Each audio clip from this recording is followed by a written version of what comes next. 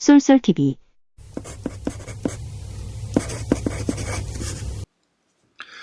반갑습니다. 딱 두 번만 읽으면 스스로 가능한 종합소득세 신고, 저자 텍스코디 최윤규입니다.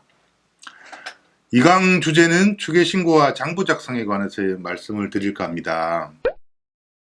1강 때도 많이 듣는 질문 중에 하나를 선정을 해봤는데, 이번 강의 역시나 제가 가장 많이 질문받는 것 중에 하나가, 사장님들이 이런 질문을 하세요. 간이에서 일반으로 바뀌었는데 과연 기장을 해야 되나요? 라는 질문을 되게 많이 하세요. 이 질문을 들을 때마다 저는 되게 가슴이 아픈 게, 너무 몰라도 너무 모르시구나. 조금만 공부하면 이 질문이 얼마나 무식한 질문이라는 걸 알 수 있을 건데, 질문을 한번 뜯어볼게요. 간이에서 일반으로 바뀌었는데 라고 처음에 시작을 하셨어요. 간이는 간이과세를 말하는 것 같고 일반은 일반과세를 말하는 것 같은데, 간이과세, 일반과세 구분은 종합소득세 신고와는 아무런 상관이 없습니다.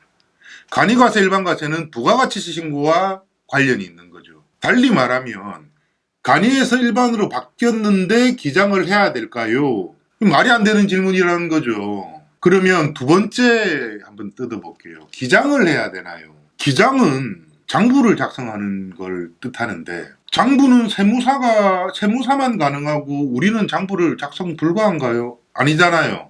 사장님들도 식당에서 혹은 미용실에서 오늘 얼마 팔았고 뭘 얼마를 샀고 그거 다 기록하시는데 그게 기장입니다. 기장이 어려운 게 아니에요. 다시 질문을 보겠습니다. 간이에서 일반으로 바뀌어서 기장이란 걸 해야 할까요? 정리하면 과세 유형과 종합소득세 신고는 아무런 상관관계가 없습니다. 그리고 기장은 혼자서 얼마든지 가능합니다. 그러면 종합소득세 신고는 어떤 기준이 적용될까요? 부가가치세에서 간이나 일반 이런 기준처럼 종합소득세는 과연 어떤 기준으로 나뉠까요? 요거를 고민해 보시면 되는데, 종합소득세는 장부 유형으로 신고 방식이 달라집니다. 장부 유형은 크게 두 가지로 구분이 되는데, 지금 화면에 띄워둔 표를 한번 살펴볼까요? 왼쪽에는 업종이 뜨고 그 옆에는 간편장부 대상자, 복식부기 의무자라고 나와 있습니다. 그리고 업종별로 금액이 있어요. 예를 들어 음식점 같으면 1억 5천만 원. 1억 5천만 원을 기준으로 제가 1강에서 설명드렸죠. 종합소득세 과세기간은 언제다고? 1월 1일부터 12월 31일. 1월 1일부터 12월 31일까지 총 매출이 1억 5천만 원을 초과하면 복식부기 의무자가 되고, 1억 5천 미만을 하면 간편장부 대상자가 되는 것이죠. 그러면 복식부기는 조금 이따가 설명을 드리고, 간편장부를 뭘까? 지금 화면에 간편장부 작성법 예시라고 뜰 건데, 이 예시 화면을 가만히 살펴보면 날짜가 적혀져 있고요.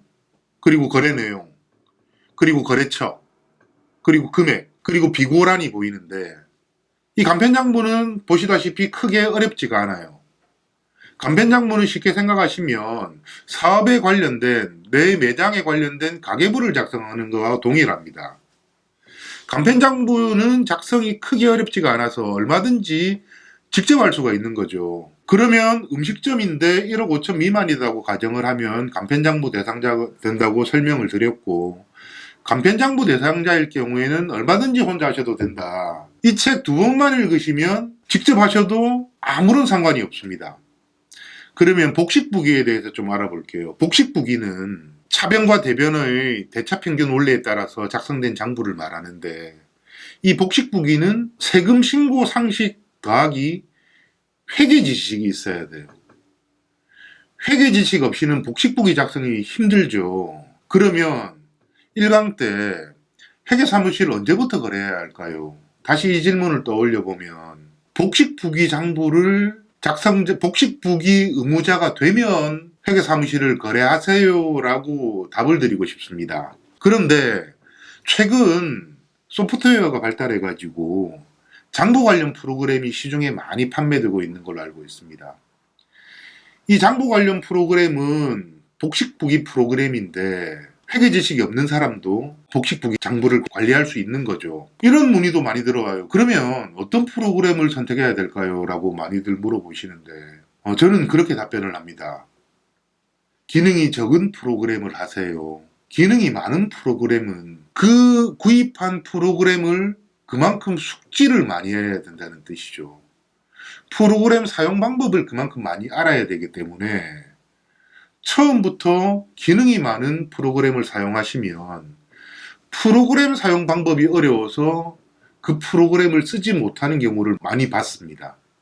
그래서 예를 들어서 복식부기 의무자인데 직접 신고를 하고 싶다. 그럴 경우에는 기능이 아주 작은 프로그램을 선택하시라는 걸 권해드리고 싶습니다.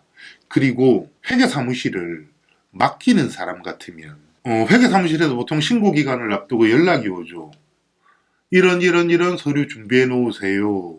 상당수 회계사무실들이 여기에서 좀 건성건성하는 것 같아요. 조금 더 꼼꼼하게 챙겨주면 사장님들 세금이 내려갈 건데 너무 건성건성 챙겨주는 것 같아서 준비 서류에 대해서는 회계사무실을 맡기더라도 사장님들 본인이 알아서 좀 직접 챙겼으면 좋겠습니다. 지금 화면에 준비 서류 관련된 내용이 뜨는데 한번 읽어볼게요. 큰 제목만. 최초 수익과 관련된 자료. 흔히들 매출장이라고 얘기도 하죠. 두 번째 보이는 게 비용과 관련된 자료. 비용과 관련한 자료가 참 중요하죠. 비용과 관련한 자료가 많으면 많을수록 세금은 내려가기 때문이죠. 그리고 기타 자료, 그리고 기타 사항. 이 자료만 잘 챙겨서 회계사무실에 갖다 줘도 세금은 많이 내려갈 것입니다. 많은 사장님들이 신고기간을 앞두고 이제 발등에 불이 떨어지면 그제서야 이 자료를 챙긴다고 허겁지겁 허둥거리는 경우를 많이 보곤 하는데 신고기간이 언제다 그랬죠? 작년. 과세기간은 작년입니다. 신고기간은 올해. 이미 작년에 발생한 자료를 5, 6개월이 지난 5월에서야 챙기면 그만큼 누락될 자료가 많다는 뜻이죠. 그래서 항상 미리미리 챙기셔야 한다. 그리고 이 장을 마감하기 전에 추계신고에 대해서 간단하게 설명을 드릴게요. 추계신고 하면 많이들 어려워하시는데 추계신고는 추계란 뜻이 추정하여 계산한다. 소득을 추정하여 계산한다라고 보시면 됩니다. 가령 지금 화면에 뜨는 한식 음식점의 경우라면 장부를 작성하지 않아도 8,970만 원의 경비를 인정해 준다는 뜻이죠. 추계신고는 추정하여 계산한다. 뭐를? 필요경비를. 세법에서 정한 단순경비율만큼. 그래서 추계신고 대상자는 소득신고가 굉장히 간단한 것입니다. 지금 뜨고 있는 화면을 보시면 충분히 이해가 가능할 것 같고 만약에 사장님이 추계신고 대상자라면 무조건 직접 신고하는 것을 권해드립니다. 자세한 내용은 상단 링크를 클릭해 주시고요. 감사합니다.